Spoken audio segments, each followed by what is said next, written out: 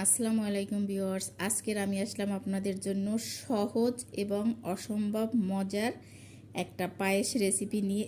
পাউরুটি দিয়ে আমি সহজভাবে আপনাদের জন্য এই পাউরুটির পায়েসটি তৈরি করে দেখাবো।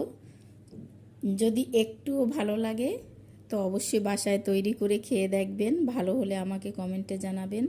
আর আমার পাশে থাকার জন্য আমার চ্যানেলটি সাবস্ক্রাইব করে লাইক কমেন্ট শেয়ার করবেন। ফেসবুক পেজ থেকে যারা দেখছেন তারা লাইক কমেন্ট শেয়ার করে আমার পেজটি ফলো করে দিবেন। এখানে আমি 3 টুকরো পাউরুটির স্লাইস নিয়ে নিয়েছি। এখন এই পাউরুটিগুলো আমি একটু ছোট্ট টুকরো করে কেটে নিচ্ছি।